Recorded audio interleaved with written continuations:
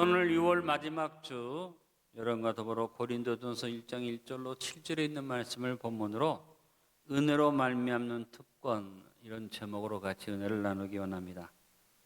사도 바울은 여러 곳을 다니면서 교회를 세웠는데 한 곳에 오래 있지 못하고 여기저기를 옮겨 다니게 됩니다. 바울의 마음속에 항상 근심과 걱정이 있는 것은 뭐냐면, 내가 복음을 전하긴 전했는데, 교회를 세우긴 세웠는데 저들이 신앙생활을 어떻게 하는가 하는 것이 마음의 염려였습니다. 그러나 나중에 바울이 돌아볼 때 깨달은 것이 있었습니다. 아, 내가 한 것이 아니구나. 하나님의 은혜가 저들을 돌보고 있구나 하는 것을 깨달았습니다. 그래서 바울이 오늘 고린도전서 1장 4절에서도 말합니다. 그리스도 예수 안에서 너에게 주신 하나님의 은혜로 말미암아 내가 너희를 위하여 항상 하나님께 감사하노니. 바울이 고린도 교회를 세울 때의 이야기는 사도행전 16장에 나오죠. 바울이 2차 선교여행을 진행하는 동안에 바울의 마음에서 오는 더 깊은 오지, 아시아의 깊은 저 산골짜기 같은 곳에 가겠다 마음먹었는데, 성령께서 그를 그렇게 인도하지 않고 다른 곳으로 인도하셔서 결국은 드로아라는 곳에 이르렀을 때 바닷가의 도시 드로아에서 환상을 봅니다. 마게도냐 사람들이 건너와서 우리를 도우라 하는 환상을 보고 바울은 생각지도 않게 마게도냐로 건너가게 됩니다. 그래서 바울이 복음을 들고 이제 유럽 땅에 발을 내딛게 되는 것이죠. 마게도냐에서 복음을 전하면서 가장 그 당시 문화의 중심, 헬라 문화의 본거지 아덴에 가서 복음을 전하게 됩니다. 그러나 하나님은 그를 아덴에 머물게 하지 않고 아가야 지방으로 끌어가셔서, 그 당시에 모든 중심은 아덴이 있지만 모든 문화나 또 물질의 중심이 고린도였기 때문에 고린도에서 복음을 전하게 하시는데, 안식일마다 고린도에서 복음을 전하면서 바울이 고린도는 빨리 떠나지 않고 한 해 지나고 반년, 그래서 1년 반 동안 고린도에서 교회를 세우고 교회를 목회하게 됩니다. 그 다음에 자기의 선교여행을 마무리하기 위해서 다시 그가 안디옥으로 돌아간 다음에 안디옥에서 세 번째 선교여행을 출발해서 그가 아시아 지역을 돌아본 다음에 에베소라는 곳에 이르렀는데, 에베소에서는 3년이라는 기간을 머물면서 바울이 복음을 전하고 교회를 돌보게 됩니다. 고린도에 있는 성도들이 바울을 사모하는 마음으로 교회 안에 여러 가지 문제가 일어나는 것을 가지고 바울에게, 에베소에 있는 바울에게 편지를 보내서 문의하게 됩니다. 바울이 고린도에 갈 수 없는 상황이 어떤 것이었는지는 알 수 없지만 고린도에 가지 못하는 바울은 에베소에서 고린도 교회 성도들의 편지를 받고 그 편지에 대한 답을 적어서 보낸 것이 고린도 전서와 고린도 후서입니다. 오늘 읽은 1장 1절로 7절은 바울이 고린도 교회를 향해서 보낸 편지의 서두라고 볼 수 있습니다. 바울은 자신이 고린도를 떠났고 고린도에 가지 못하고 에베소에 머물고 있는데 걱정하는 가운데 깨달은 것은 뭐냐면, 하나님의 은혜로 말미암아서 바울 자신이 없어도 고린도 교회가 평안하고 잘 부흥한다는 것에 대해서 감사했던 것입니다. 때로는 교회를 놓고 우리가 여러 가지 염려할 때가 있습니다. 교회가 문제를 당하거나, 아니면 교회 지도자가 또 없어지거나, 아니면 교회에 시련이 다가올 때 놀라운 건 뭐냐면, 사람의 생각으로는 아닐 것 같은데 하나님의 은혜가 돌봐주심으로 모든 교회들이 그런 문제들을 잘 이기고 성장하고 부흥한다는 것입니다. 우리 안디옥 교회도 하나님께서 은혜를 베푸셔서 지난 38년 동안 안디옥 교회가 사람이 한 것 아니라 하나님의 은혜로 여기까지 이르게 된 줄로 믿습니다. 기도합니다. 안디옥 교회가 앞으로도 하나님의 은혜로 말미암아 고린도 교회와 같은 부흥과 축복이 있기를 바라고, 바라기는 대한민국의 모든 교회들이 하나님의 은혜가 함께해서 하나님의 은혜로 말미암은 축복이 넘치는 아름다운 교회들이 될 수 있기를 기도합니다. 바울이 오늘 하나님의 은혜로 말미암아 주어지는 교회가 누리는, 성도가 누리는 특권에 대해서 오늘 본문에서 쭉 얘기하고 있습니다. 물론 인사말이지만 그 속에 하나님의 은혜로 말미암는 자는 이런 특권을 누리는 것을 알 수 있습니다. 하나님의 은혜 속에 삽니다. 하나님의 은혜에 이릅니다. 그러나 하나님의 은혜로 말미암아 살지 아니하고 사람의 생각으로 살면 하나님이 주는 특권이 내 것이 될 수 없지만, 우리가 하나님의 은혜로 말미암아 살기를 각오하고 모든 일을 하나님의 은혜에 의지하면 하나님은 우리에게 특별한 권리, 특권을 주시는 것입니다. 우리 안디옥 교회가 하나님의 은혜로 말미암은 특권이 넘치는 교회가 되기를 바라면서, 또 오늘 여기에 모인 우리 성도 한 분 한 분이 그냥 교회를 왔다 갔다 하는 사람이 아니라 하나님의 은혜를 누리는 성도들이 되기를 원하면서, 오늘 예배에 나오지 못하고 영상을 예배드리는 모든 성도들이 하나님의 은혜로 말미암아 특권을 누리는 성도들이 되기를 바라면서 이 말씀을 전합니다. 오늘 첫 번째, 하나님의 은혜로 말미암아 주어지는 특권은 언변과 지식입니다. 오늘 바울이 5절에서 이렇게 말합니다. 감사하는데 감사하는 이유는 너희가 그 안에서 모든 일 곧 모든 언변과 모든 지식에 풍족하기 때문에 감사한다 얘기했습니다. 고린도 교회는 모든 언변과 지식이 풍성한 질서 있고 조화와 균형이 이루어진 건강한 교회였음을 봅니다. 한쪽으로 치우친 교회가 아니다 그 말이에요. 말만 많은 교회도 아니고 지식만 많은 교회도 아니고, 그들이 말과 지식이 함께 어우러지는 건강한 교회가 된 것을 바울은 감사를 했습니다. 여러분, 여기에 언변과 지식이 그냥 우리말로는 좀 해석하기가 힘든 말이 됩니다만, 이거를 잘 우리가 원어상의 의미를 보면, 언변이라는 말은 로고스라는 말로 표현되어 있는데, 이 말은 선포된 진리를 말합니다. 하나님께서 우리에게 이 일반적인 로고스 말씀을 주셨는데, 이 말씀은 이미 선포되어져서 모두에게 주어진 말씀이고, 이 말씀은 믿는 자나 안 믿는 자에게 다 선포되어진 말씀이죠. 이것이 오늘 바울이 이제 성도들의 입을 통해서 선포되어진 이 말씀이 성도들의 입을 통해서 언변으로 증거되는 것에 대한 감사를 했습니다. 그럼 지식은 뭐냐? 지식이라는 말은 원어상의 말로는 그노시스라는 말인데, 이것은 바로 이해되어진 진리를 말합니다. 하나님께서 우리에게 주신 이 선포된 진리가 말씀을 받는 사람이 이해되어지지 않으면 그것은 진리가 될 수 없잖아요. 어떤 지식을 내가 받았는데 이해를 못하면 내 지식이 될 수 없어요. 그러나 어떤 지식을 받았을 때 이해하고 내 것으로 받아놓으면 내 지식이 될 수 있죠. 고린도 교회 성도들은 하나님의 말씀 하나하나를 잘 이해하고 받아서 지식이 넘치는, 그래서 하나님에 대해서 잘 알고 예수님에 대해서 잘 아는 믿음의 성도들이었다는 것을 바울이 기뻐하면서 이렇게 얘기한 것입니다. 한번 따라해 봅니다. 언변은 선포된 진리를 말한다. 지식은 이해되어진 진리를 말한다. 그래서 오늘 이 고린도 서신의 안에서의 단어의 의미를 말씀드리는 것입니다. 모든 단어가 또 언변과 지식이 지금 얘기한 그런 의미라는 것은 아니고, 오늘 고린도 교회에 보낸 바울의 편지 속에서 해석되어지는 언변이라는 말과 지식이라는 말이죠. 다시 한번 언변이라는 말을 더 구체적으로 설명하면, 하나님의 은혜로 말미암아 성도에게 특권이 주어지는데 언변의 축복이 주어진다. 언변은 뭐냐? 하나님이 선포되어져서 주신 말씀을 내 믿음으로 고백할 때 그것이 언변이 됩니다. 바로 신앙 고백의 힘을 말합니다. 내면적으로는 내가 하나님 말씀을, 선포된 말씀을 아멘으로 받을 때 나의 신앙 고백이 되지만, 이게 외부적으로 드러날 때는 전도가 되는 거예요. 내가 누구에게 내 마음에 확신한 것을 입으로 선포할 때 그것이 바로 전도의 말씀이 될 수 있습니다. 고린도 교회에 이런 능력이 넘쳤다는 것입니다. 나는 우리 안디옥 교회 언변의 능력이 넘치기를 바랍니다. 여러분 개인이 하나님 말씀을 내 신앙의 고백으로 받아서 마음에 확신할 뿐 아니라 이것이 내 입을 통해서 선포되어지는 언변의 능력이 이루어져 넘쳐나기를 바랍니다. 여러분이 저를 위해서 기도할 때 기도해 줘야 할 제목이 있습니다. 하나님, 우리 목사님에게 언변의 능력과 은사를 주옵소서. 제가 여러분에게 말씀을 선포할 때 그 선포되는 말씀이 나의 신앙 고백이 되고 하나님 주신 말씀으로 잘 선포될 수 있기를 기도해 주시기 바랍니다. 설교라는 것은 핵심 메시지가 있어야지 되죠. 무슨 말을 하는지 내용을 모르면 아무 소용이 없습니다. 핵심 메시지가 있더라도 이 핵심 메시지를 언어 메시지로 잘 풀어서 이왕이면 쉬운 예화를 들고 쉬운 말로 말씀을 잘 선포해야지 됩니다. 그러나 제가 뻣뻣이 서서 여러분, 주님이 여러분을 사랑하십니다 이렇게 설교하면 안 되니까, 설교는 핵심 메시지가 분명하고 언어 메시지가 풍성할 뻔해요. 그다음에 행동 메시지가 있어서, 제가 오늘 여러분에게 설교하면서 이렇게 몸짓 발짓 하잖아요. 행동 메시지가 필요합니다. 그러나 가장 중요한 메시지는 뭐냐면 성령의 기름 부으심의 메시지가 있어야지 됩니다.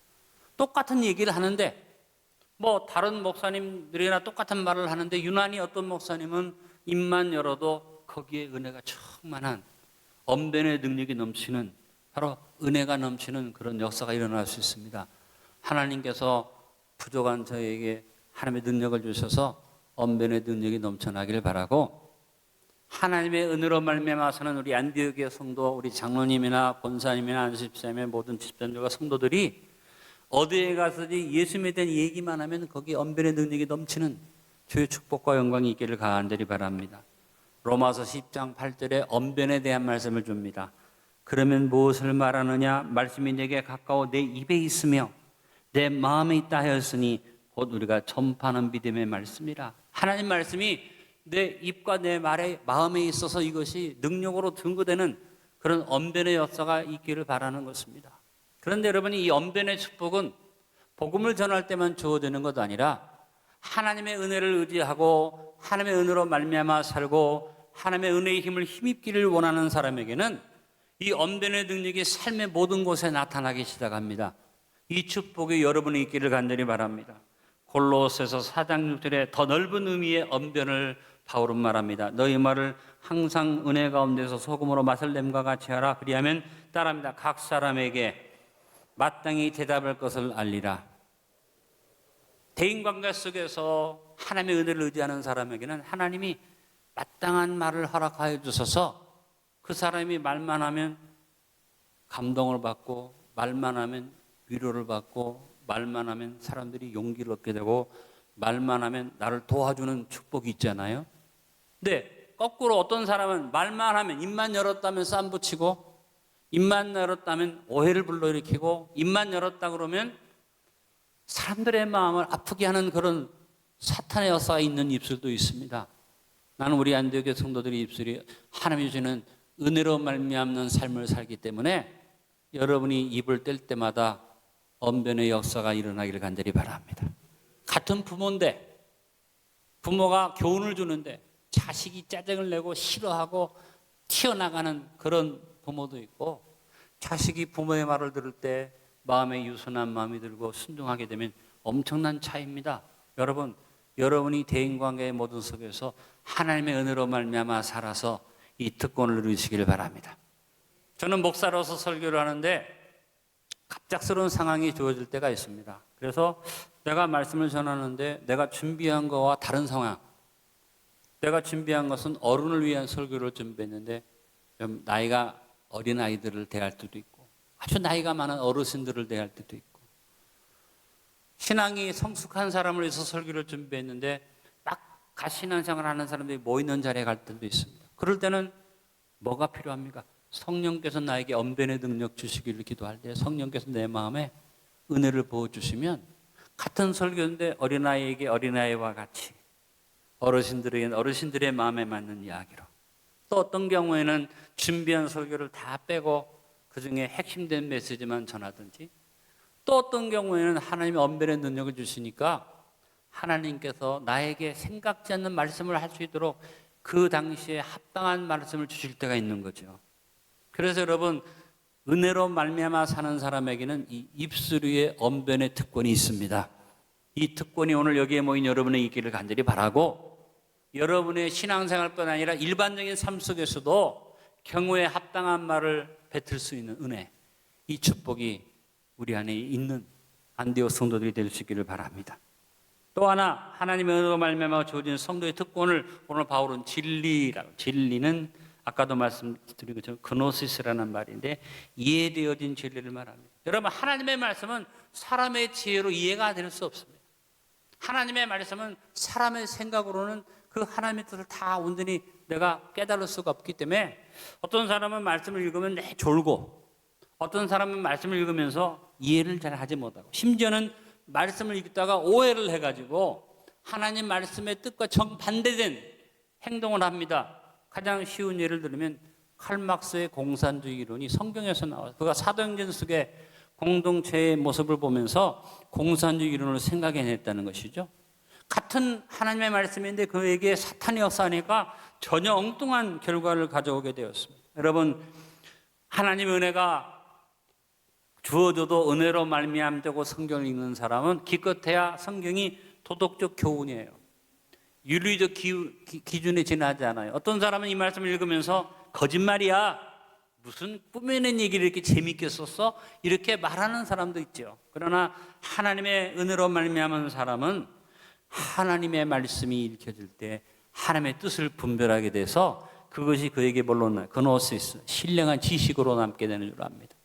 우리에게 주어지는 이 지식, 신령한 지식에 대해서 로마서 12장 2절이 말합니다. 너희는 이 세대를 분바지 말고 네 마음을 새롭게 함으로 변화를 받아 하나님의 선하시고 기뻐하시고 온전하신 뜻이 무엇인지 분별하도록 하라.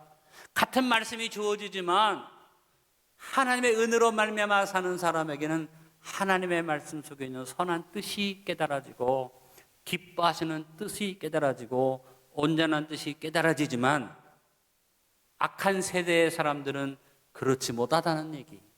여러분, 오늘 하나님 말씀을 듣는 여러분에게 이 신령한 지식이 특권으로 주어지기를 간절히 바랍니다. 10년, 20년을 예수님을 믿었어도 성경책을 읽으면 까만 건 글씨고 하얀 건 종이구나.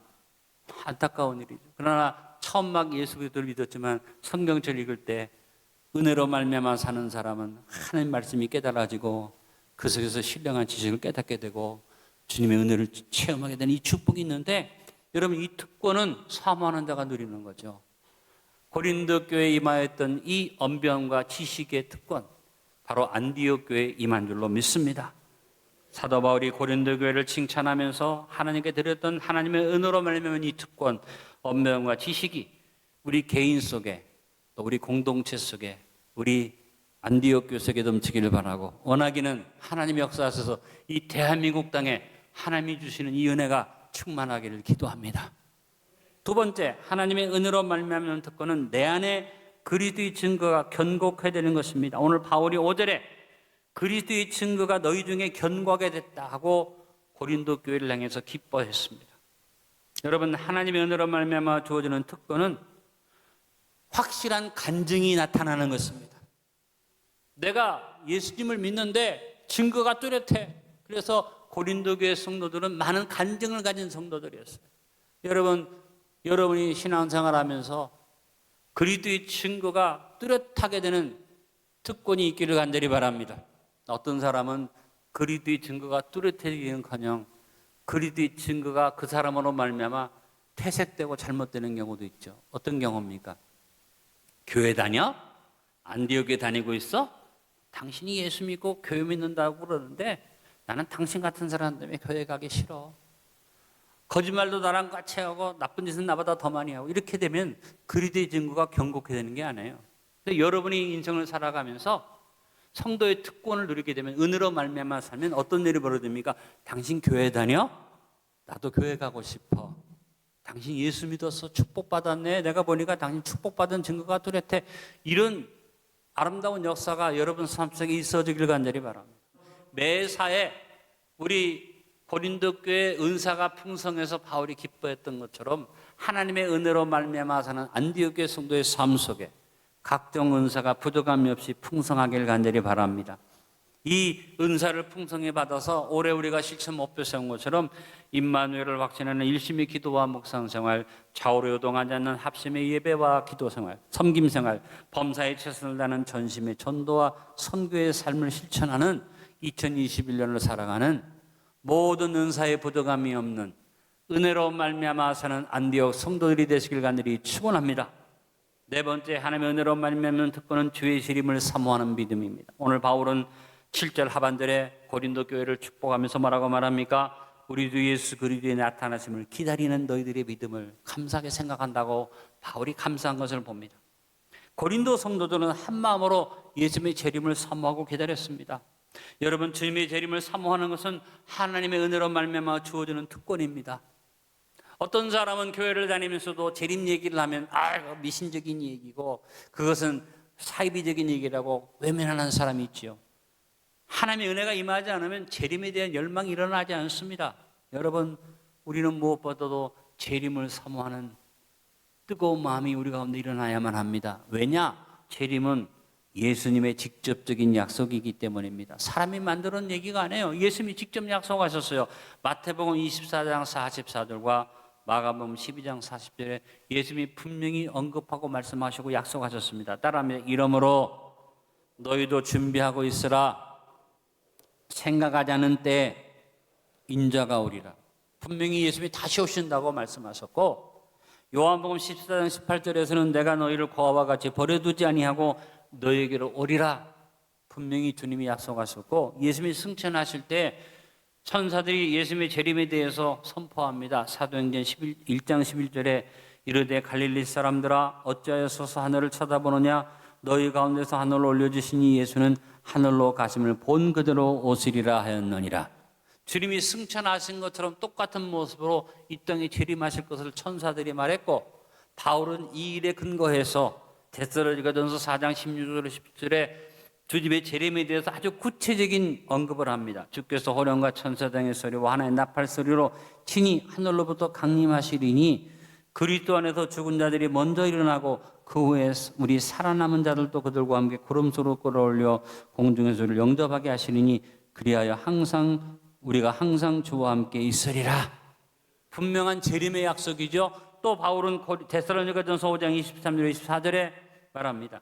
평강의 하나님이 친히 너희를 온전히 거룩하게 하시고 또 너희의 온 영과 혼과 몸이 우리 주 예수 그리스도께서 강림하실 때 흠없게 보존되기를 원하노라. 너희를 부르신 이는 미쁘시니 또한 이루시리라. 재림에 대한 약속을 놓고 바울은 말합니다. 하나님은 미쁘신 하나님이기 때문에 그대로 이루어 주시리라. 할렐루야. 그리고 요한계시록 22장 20절에 계시록을 마무리하면서 신약을 마무리하면서 뭐라고 말합니까? 이것들 증언하시니가 이르시되 내가 진실로 속히 오리라 하시거늘 아멘. 주 예수여 오시옵소서.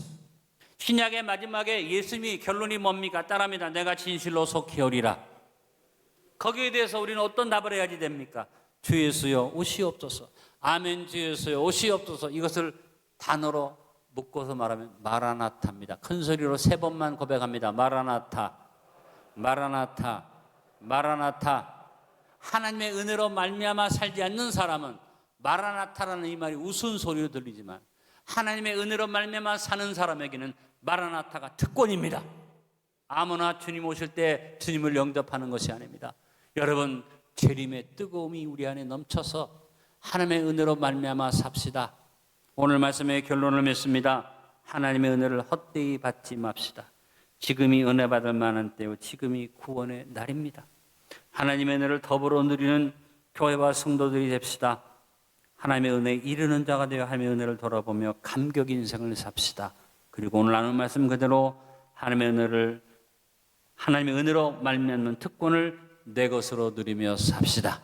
4가지를 정리해서 가지고 배워봅니다. 첫째, 하나님의 은혜로 말미암는 특권은 언변과 지식입니다. 둘째, 하나님의 은혜로 말미암는 특권은 내 안에 그리스도의 증거가 견고해야 되는 것입니다. 세 번째, 하나님의 은혜로 말미암는 특권은 부족함이 없는 은사입니다. 네 번째, 하나님의 은혜로 말미암는 특권은 주의 이름을 사모하는 믿음입니다. 그렇습니다. 여러분, 이 특권을 구경꾼으로 그냥 보고만 있지 마시고 잊어버리고 무시해버리지 마시고 이 특권 내 것이라고 생각하고 사모하고 열망하고 바라봐서 여러분 안에 언변과 지식이 충만해지고 가는 곳마다 여러분 때문에 그리스도의 증거가 견고하게 되어지고 여러분 삶 속에 역사적 은사와 직임적 은사가 넘치게 임하게 되어지고 무엇보다 재림을 사모하는 뜨거운 열망이 충만하여 주님의 재림을 바라보고 나가는 복된 걸음으로 서게 되시길 간절히 축원합니다.